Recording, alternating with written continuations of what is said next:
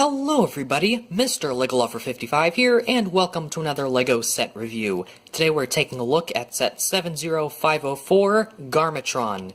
This set is recommended for ages 8 to 14 and has around 328 pieces. So we'll go ahead and start off by taking a look at the main attraction of this set, which is the Garmatron tank. So this thing has got a couple of play features. So the main play feature of this, of course, it's a tank, so it can fire a missile. So if you turn this around, you can see we've got this green thing here, and if you push that, then the missile will come, or at least the launcher for the missile will come out. But if you push it down even more, it will fire out. Although sometimes it does take a few tries because the trigger or whatever gets stuck on a plate for whatever reason, so that is a problem with the set. So yeah, other play features, you can, of course, it's a tank, so you can roll it around like that. It is on treads, so you get 4 of these nice rubber red treads to use, so it can just roll like that.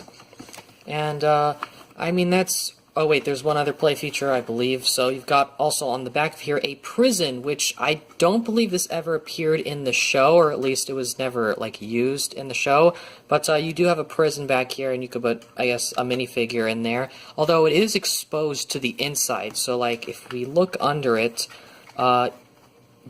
pretty much that's this space right here. That's the prison. You can see the gate right there. So it's just completely exposed on the inside to the jail. So yeah, a bit weird that they didn't like do something to close it off. But I guess they had to make some. I guess they just had to cut the cost and just do that, I guess. But that is really all there is to play features for this thing. But just taking a look at the actual vehicle itself. There's this thing right here. It's just like a bunch of like stacked plates and all that, and it just connects on a hinge piece, just like with one of those.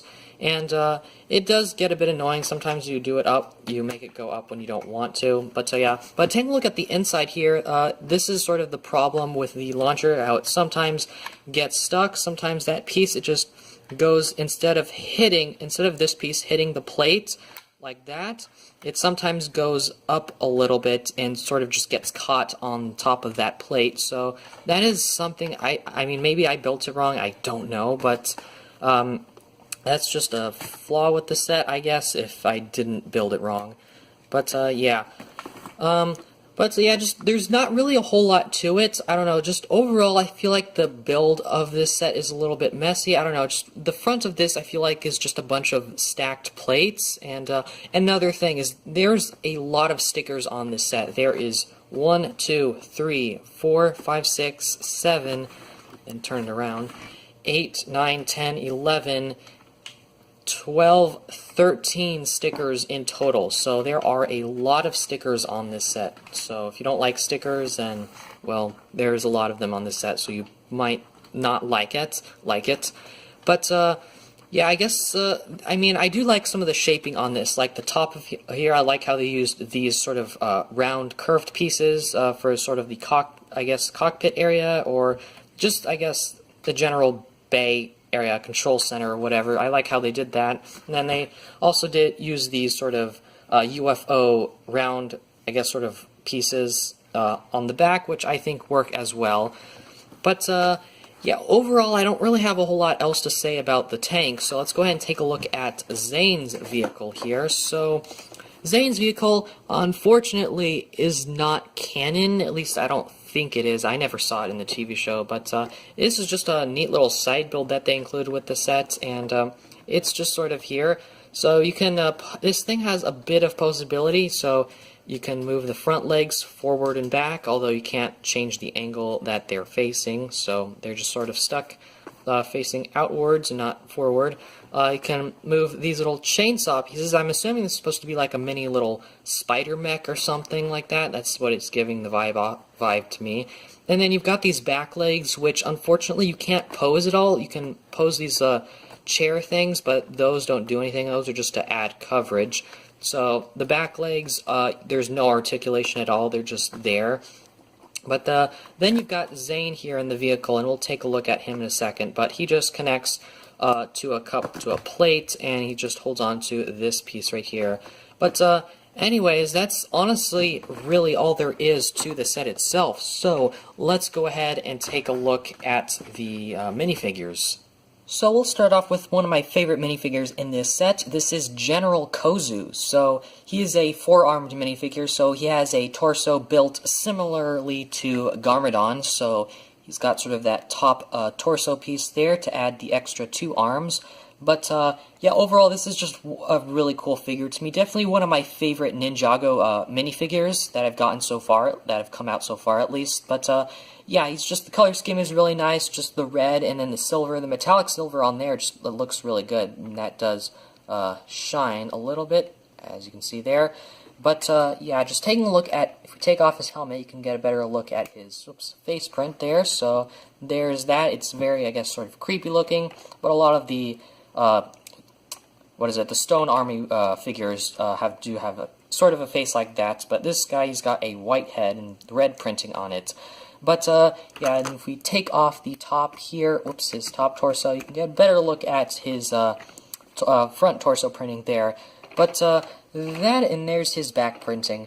But yeah, and he's also got these two swords here. And he also has one of these red helmets, which I actually have never seen, haven't gotten one of these again, or at least seen another one of these helmets in red since this guy. So I'm not sure if this helmet in this color is exclusive or not, but I don't know. But that's pretty much it here for General Kozu.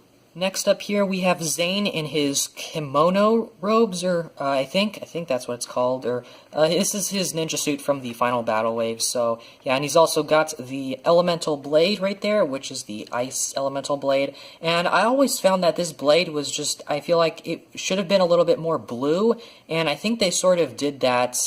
They sort of fixed this the ice blade with one of the Skybound sets, but yeah, I don't know, I always found this one is just too clear. I mean, it makes sense that it's clear, but I feel like it should be a little bit more, look a little bit more like an ice blade and less of like a glass blade or something like that. But yeah, he's got some nice printing there on the front. It's very similar to a lot of the other ninja from this wave, but he's got his own, of course the colors are different, and then also the symbol on the back, and then a bit of the symbols here on the front.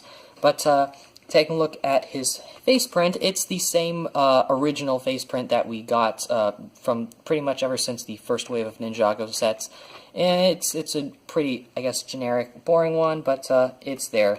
And something they didn't do with these newer Ninja minifigures, when they first came out, they didn't add the shoulder pads, even though they had them in the show, so I always found that kind of odd, I guess. But anyways, that's pretty much it here for Zane, so let's take a look at the last minifigure. Last up here, we have a Stone Army warrior, I think it's a warrior, but yeah, he's very simple. You get this guy in quite a few sets, but this one, he's got some nice printing there, and he's got that cool shoulder pad piece. He's got a black katana sword, and he's also got this red rice hat, and if we take that off, we get a better look at his face printing. So yeah, again, a lot of these stone warriors have a bit of creepy face printing there. And there's his back, and I guess we'll go ahead and take off the shoulder armor so you can get a better look at that. So there's his back printing, and here's a little bit of a better look at his front printing. So here are the instruction manuals for this set, and there are two. So this first one is smaller than the first one, and pretty much what you see on the front is what you would see on the front of the box. Here it shows that you should open up the pieces according to their numbered bags, so kind of an old way of showing that, but that's cool. The instructions, this is pretty much the instruction booklet on how to build Zane's little vehicle. And then we have a little advertisement for some of the other Final Battle Wave sets, and then advertisement for the Lego Club. And then in the larger instruction manual, continues instructions, and it works on Garmatron this time. So instructions, more instructions, then the final product, then our good old list of pieces, which goes on for 2 pages, and then advertisement for LegoNinjago.com. And that's pretty much it. So let's go ahead and move on to the end of the video. So overall, I'm not really a big fan of this set.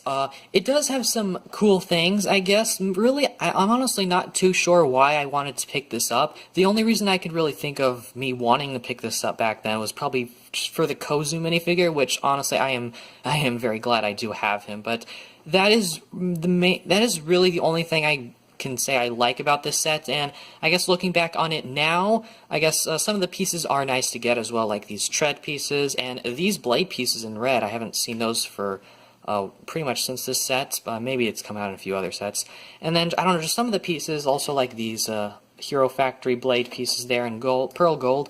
And I don't know, just some of the minifigures, like Zane was a pretty cool figure to get as well. And I guess another Stone Army Warrior. But the actual tank itself, I feel like it doesn't work as well as it should, especially that this missile part, which does get stuck. And sometimes it fires, so yeah, that is a little bit disappointing with that. And then there's also a ton of stickers on this set again. So that is that. And then there's also this vehicle, which does increase the price a bit, and it's non-canon, so that is, yeah, a bit disappointing. But, yeah, overall, I'm not exactly a big fan of this set, but I do like some of the little things it has, such as the pieces and the minifigures. But anyways, I think that's pretty much all I have to say about this set, so I hope you guys enjoyed this video. Thank you for watching, and keep building!